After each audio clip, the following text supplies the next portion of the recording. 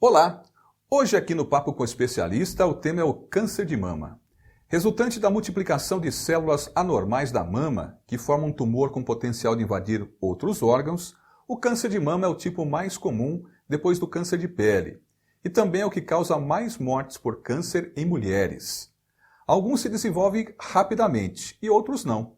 A maioria dos casos tem boa resposta ao tratamento, principalmente quando diagnosticado e tratado logo no início.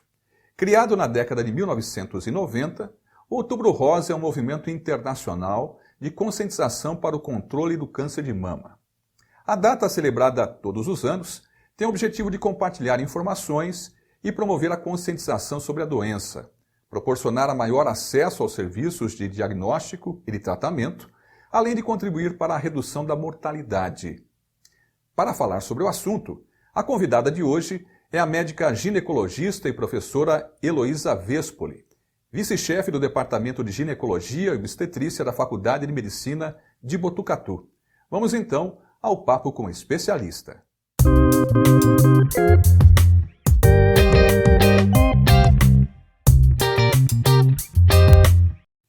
Sim, infelizmente a resposta é bem simples, mas é uma resposta simples e triste ao mesmo tempo. Porque o câncer de mama, na verdade, é o segundo mais frequente no país. O primeiro é o pele não melanoma, mas é o que mais mata. Por quê? Simplesmente porque o diagnóstico ainda é feito em fase mais tardia, ou seja, quanto mais tardio o diagnóstico, maior a chance da gente não conseguir curar. Então, por isso que ainda a mortalidade por câncer de mama no nosso país é bastante frequente mesmo.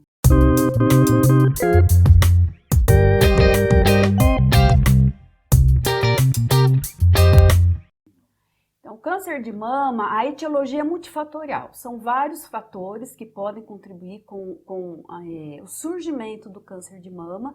Existem alguns fatores de risco que podem contribuir, como fatores de risco familiar. Então, existe o câncer de mama hereditário, mas não é não é a maioria dos casos, na verdade. Na minoria dos casos é hereditário. Alguns outros fatores que contribuem é a própria idade. Então, as mulheres acima dos 50 anos, todas nós mulheres acima dos 50 anos já estamos na faixa etária de risco. E hábitos de vida também, hoje tem sido muito importante a questão dos hábitos de vida, que em algumas situações eles podem levar sim a desenvolvimento do câncer de mama.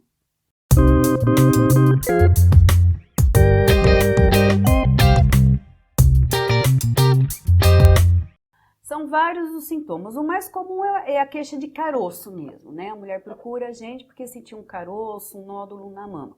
Mas pode haver vermelhidão, pode haver inchaço na mama, pode haver retração de pele. Então, qualquer alteração que a mulher sinta nas suas mamas, ela não só pode, como deve procurar o profissional de saúde, que pode ser um sinal de câncer, mas também lembrar que várias doenças benignas apresentam os mesmos sinais do câncer. Então, basicamente, são esses os principais sinais e sintomas.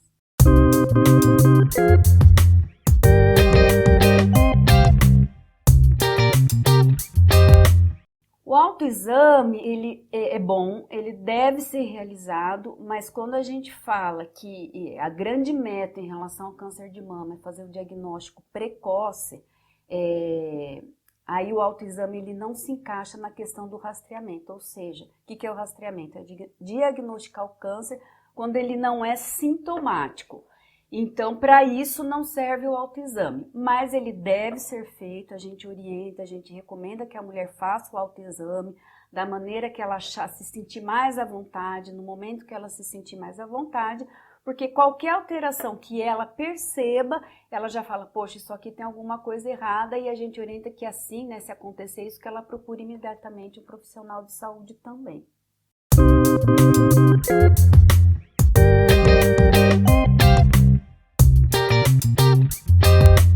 O tratamento de câncer de mama é extremamente individualizado. Eu acho que a principal mensagem é essa.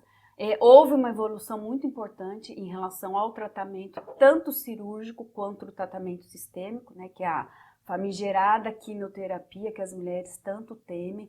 Então, hoje as possibilidades cirúrgicas são várias. Infelizmente, ainda tem situações que precisa ser realizada a mastectomia, mas sempre que possível a gente opta por conservar a mama. Hoje existem as possibilidades, inclusive, da reconstrução imediata também. Claro que depende de cada caso. E a questão sistêmica, o tratamento sistêmico também evoluiu muito. Hoje existem drogas específicas para determinado tipo de tumor. Então, em relação ao câncer de mama, uma das coisas que mais evoluiu mesmo foi o tratamento, tanto cirúrgico quanto sistêmico.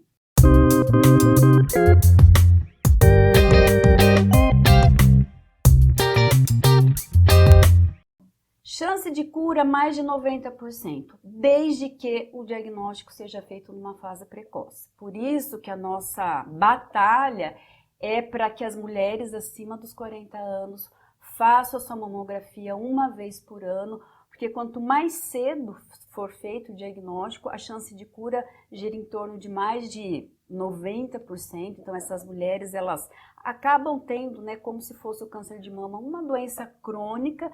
E não só isso, né, além da chance de cura ser muito grande quando o diagnóstico é mais precoce possível, a chance também de fazer cirurgias menos radicais, menos invasivas são muito maiores também.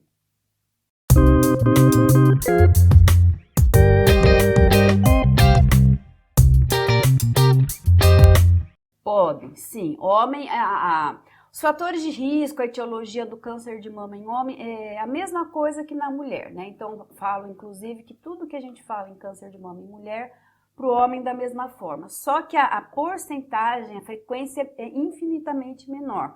Por isso que não existe uma política de rastreamento, de identificação precoce, mas pode existir sim.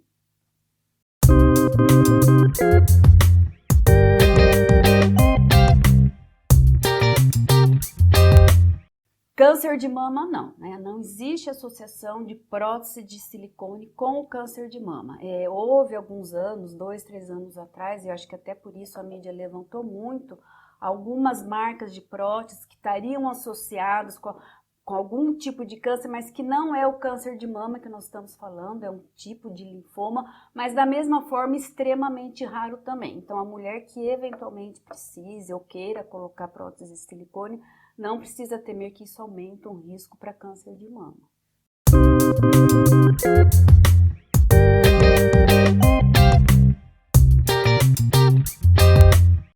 Olha, como eu falei antes, é multifatorial, é claro que existem muitas situações que nós não vamos conseguir evitar o surgimento de câncer de mama. Por isso que o que a gente preconiza, o que a gente batalha é a prevenção secundária, que é o diagnóstico precoce, né? Como a causa é multifatorial, alguns fatores de risco não são reconhecíveis, então a gente recomenda o diagnóstico precoce, a prevenção secundária, mas alguns hábitos de vida, hoje os trabalhos mostram que alguns hábitos de vida podem sim prevenir, fazer a prevenção primária, ou seja, inclusive o surgimento da doença, que são atividade física, boa alimentação, manter um peso adequado no decorrer da vida. Então, hoje, se sabe que a obesidade nas mulheres pós-menopausa é um fator de risco isolado para câncer de mama. A ingestão diária de álcool, então as mulheres que costumam beber álcool diariamente também tem mostrado um risco maior. Então, o que pode ser feito para tentar evitar o surgimento da doença, aquilo que está ao alcance das mulheres, é justamente ter um hábito saudável de vida. E isso pode contribuir e evitar o surgimento da doença. Eu acho que a mensagem principal que a gente precisa passar para as mulheres é não ter medo, né? A gente eu acho que é muito importante falar que principalmente na nossa cidade, Botucatu, não existe fila para mamografia, mas mesmo assim, na nossa cidade, a maioria dos casos é feito em fase avançada. Isso é uma razão cultural, né? Tem muita questão de cultura nisso. A gente percebe que as mulheres que têm os nódulos, que sentem, não procuram um profissional de saúde, muitas vezes por medo, né? Mulheres que não fazem a mamografia acima dos 40, é bem aquela história, quem procura acha, eu não vou fazer, mas é para achar mesmo, né? Lembrar que quanto mais cedo, a cura é mais de 90% na grande maioria das vezes. Então, assim, o que eu posso falar é não tenham medo. Se sentir qualquer alteração, procurar imediatamente um serviço, seja unidade básica de saúde, seja um consultório, e também fazer a mamografia. Cobrar das unidades de saúde, que as mulheres, né, estão na unidade de saúde dessas mulheres, cobrar o exame clínico da mama e cobrar a mamografia a partir dos 40 anos. Agradecemos à professora Heloísa Vespoli por sua participação aqui no Papo com Especialista. Até a próxima. Tchau, tchau.